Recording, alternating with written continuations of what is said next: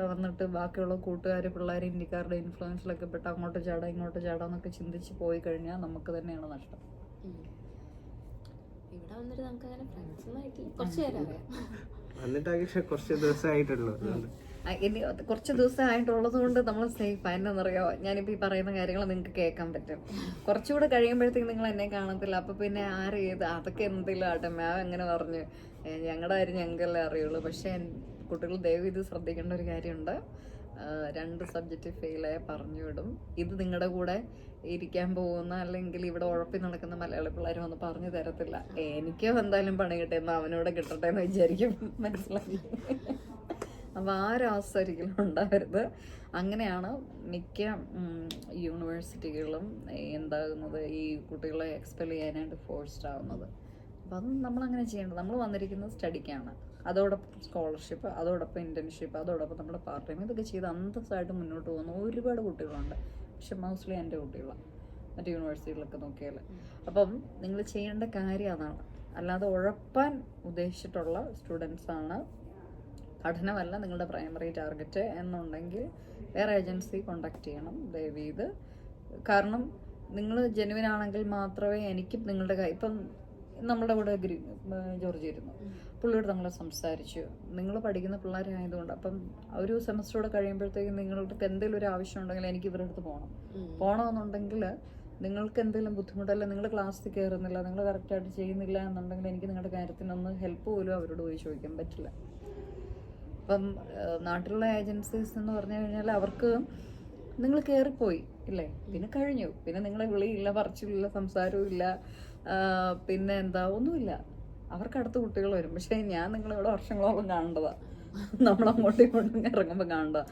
അപ്പോൾ അതുകൊണ്ട് നിങ്ങൾ എന്തെങ്കിലും ഉണ്ടെങ്കിൽ എന്നെയാണ് പ്രൈമറി കോണ്ടാക്റ്റായിട്ട് യൂണിവേഴ്സിറ്റിയും വിളിക്കുക. അപ്പം അതുകൊണ്ട് നിങ്ങൾ സേഫായിട്ട് കാര്യങ്ങൾ കറക്റ്റായിട്ട് ചെയ്തു പോകുക, ഉഴപ്പരുത്. ലൈസൻസ് എടുത്തിട്ടുണ്ടായിരുന്നോ? എനിക്ക് ഉണ്ടായില്ല, എനിക്ക് 2 വീലർ മാത്രമേ. ഇനിയിപ്പോൾ ഇവിടുന്ന് എങ്ങനെയും എടുക്കാനായിട്ട് നോക്ക്. നല്ല ടഫാ കിട്ടാൻ, നല്ല ടഫാ. എനിക്കൊന്ന് വിഷ്ണു സാറിനുണ്ടെന്നുണ്ട് എഴുതിയിട്ട് കിട്ടിയില്ല. പിള്ളേരൊക്കെ നോക്കുന്നുണ്ട്, അത്യാവശ്യം നല്ല ടഫാ. 1 ഇയർ ഇന്റർനാഷണൽ ആക്കിയായിരുന്നു. Very good. അത് സാറ് പറഞ്ഞു തോന്നുന്നല്ലേ എടുത്തോളാന്ന്. പിന്നെ വേറെന്താ, TRPക്ക് എന്തൊക്കെ ചോദ്യങ്ങളായിരുന്നു നിങ്ങളോട് ഇത്തവണ ചോദിച്ചത്? TRPക്ക് ഇന്റർവ്യൂവിനാണോ?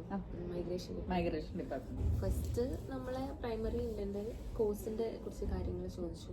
പിന്നെ അത് കഴിഞ്ഞിട്ട് ഈ കോഴ്സ് എടുത്തിട്ട് ഇവിടെ തന്നെ സ്റ്റേ ചെയ്യാനാണോ എന്ന് ചോദിച്ചു. നമ്മളല്ല, നമ്മൾ പഠിക്കാൻ വേണ്ടി ആണ് വരുന്നത് എന്നുള്ളൊരു ഇല്ല പറഞ്ഞത്. പിന്നെ ചോദിച്ചതെന്ന് വെച്ചാൽ എന്തുകൊണ്ടാണ് കോഴ്സ് എടുക്കാൻ കാരണം, എങ്ങനെയാണ് ഈ കോഴ്സിനെ കുറിച്ച് അറിഞ്ഞത്, അങ്ങനെയുള്ള കുറച്ച് പ്രൈമറി ആയിട്ടുള്ള കാര്യങ്ങളാണ് ചോദിച്ചത്. എത്ര മിനിറ്റ് ഉണ്ടായിരുന്നു? എനിക്കൊരു 5 മിനിറ്റ് ഉണ്ടായുള്ളൂ. പിന്നെ വീട്ടിലെ കാര്യങ്ങൾ, അതായത് ഇപ്പം എങ്ങനെയാണ് ഫിനാൻസ്, എങ്ങനെയാണ് പാരൻസിന്റെ വർക്ക്, അതൊക്കെ ജസ്റ്റ് ചോദിച്ചു. അതുകൂടാതെ തന്നെ എങ്ങനെ യൂണിവേഴ്സിറ്റി കണ്ടത് എന്ന് ചോദിച്ചപ്പോൾ എന്താ പറഞ്ഞേ? നമ്മളെ യൂണിവേഴ്സിറ്റിന്റെ വെബ്സൈറ്റ് വഴിയാണ് കോഴ്സും കാര്യങ്ങളൊക്കെ അറിഞ്ഞത്, അങ്ങനെയാണ് പറഞ്ഞത്. പിന്നെ മുന്നത്തെ ഇന്റർവ്യൂവിലാണ് നമ്മളെ ഏജൻസിനെ കുറിച്ചൊക്കെ പറഞ്ഞത് യൂണിവേഴ്സിറ്റി ആയിട്ട്. അന്നേരം ഞാനാണ് കൺസൾട്ടന്റ് എന്ന് പറഞ്ഞു. Okay, 5 minute. അപ്പോൾ ഈ മൈഗ്രേഷൻ ഡിപ്പാർട്ട്മെൻറ്റുമായിട്ടുള്ള ഇൻ്റർവ്യൂ നിങ്ങൾ സ്റ്റുഡൻസും പേരൻസും വളരെ ശ്രദ്ധിക്കണം. നമ്മൾ ഒരു ലെറ്റ്സ് സേ ഒരു 10 മണിക്ക് ഒരു കുട്ടിക്ക് ഒരു ഇൻ്റർവ്യൂ, നിങ്ങളൊരു 9:15 ആകുമ്പോഴേ ജോയിൻ ചെയ്യണം.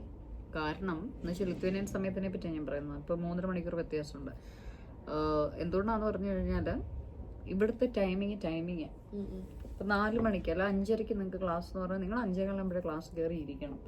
അല്ലാതെ 5:35 ചെന്നിട്ട് സാറേ കയറിക്കോട്ടെ എന്ന് ചോദിച്ചു കഴിഞ്ഞാൽ അവർക്ക് ബുദ്ധിമുട്ടുണ്ട്. കാര്യം ഇത് ഇവിടുത്തെ കൾച്ചറാണ്. ആ സമയം നമ്മൾ നാട്ടിലാണെങ്കിൽ നമ്മൾ 5:15 ചെന്ന് കഴിഞ്ഞാൽ നമ്മളാരാണ്ട് എന്താ പറയുക, നമുക്ക് വലിയ വാല്യൂ ഒന്നും ഇല്ല, അതുകൊണ്ട് പണിയൊന്നും ഇല്ലാത്തതുകൊണ്ട് നമ്മൾ വന്നിരിക്കാന്ന് വിചാരിക്കും. എന്നിട്ട് അവിടെ 6 മണിക്ക് ചെന്ന് കഴിഞ്ഞാൽ ഓ ഭയങ്കര തിരക്കുള്ള മനുഷ്യനാണ്. പക്ഷെ ഇവിടെ നിങ്ങൾ 6 മണിക്ക് വന്നു കഴിഞ്ഞാൽ ഇറങ്ങിക്കോളാൻ പറയും. നമുക്ക് ജസ്റ്റ് അത് അടുപ്പിച്ചടുപ്പിച്ചായിരുന്നു സ്ലോട്ട്. ഈ മൈഗ്രേഷന്റെ അല്ല മറ്റേ ഇന്റർവ്യൂല് എനിക്ക് 3:30-ആയിരുന്നു, സബിതയ്ക്ക് 3:40-നായിരുന്നു, ആനന്ദിന് 3:50. അങ്ങനെ അടുപ്പിച്ചായിരുന്നു സ്ലോട്ട്. വ്യത്യാസം കാര്യം 10 മിനിറ്റ് അവരൊരു കുട്ടിക്ക് അലോക്കേറ്റ് ചെയ്തിട്ടുള്ളൂ. 10 മിനിറ്റ് മാത്രം അവർ എടുക്കും, അതിന് മേലെ പോകില്ല. അതിന് മേലെ പോകത്തില്ല. കാര്യം ടൈം മാനേജ്മെന്റ് എന്ന് പറഞ്ഞാൽ എക്സ്ട്രീംലി ഇമ്പോർട്ടൻ്റ് ആണ്. അപ്പോൾ അതുകൊണ്ട് നിങ്ങൾ സ്റ്റുഡൻസും പേരൻസ് ശ്രദ്ധിക്കണം.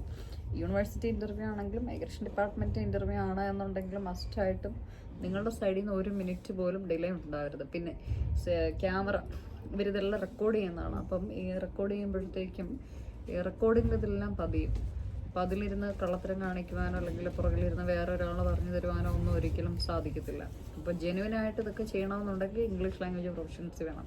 അപ്പോൾ ഇംഗ്ലീഷ് ലാംഗ്വേജ് പ്രൊഫഷൻസിനെ പറ്റി കൂടെ നമുക്കൊന്ന് കുട്ടികളോട് പറയാം. എന്ത് എക്സാം ആയിരുന്നു കുട്ടി എഴുതിയത്? നമ്മൾ ഡുവലിംഗോയിലായിരുന്നു എക്സാം ചെയ്തിട്ടുണ്ടായിരുന്നത്. അപ്പം അതിൽ IELTS-ന് ഈക്വലൻ്റ് ആയിട്ടുള്ള ഒരു സ്കോർ കാണിക്കും. അപ്പോൾ ഇത്ര 100-ന് മുകളിലുണ്ടെങ്കിൽ നമുക്ക് ക്വാളിഫൈഡ് ആണെന്ന്. അത് റീഡിങ്, റൈറ്റിംഗ്, ലിസണിങ്, സ്പീക്കിംഗ് എല്ലാം വരും. അതായത് മോസ്റ്റ്ലി IELTS പോലെ, പക്ഷെ കുറച്ചും കൂടെ നമുക്ക് എളുപ്പമുള്ള ഒരു ക്വസ്റ്റ്യൻ. എത്രയായിരുന്നു അതിന്റെ ഫീസ്? ഫീസ് 7,000 സംതിങ് അല്ലേ? 7,000 സംതിങ്.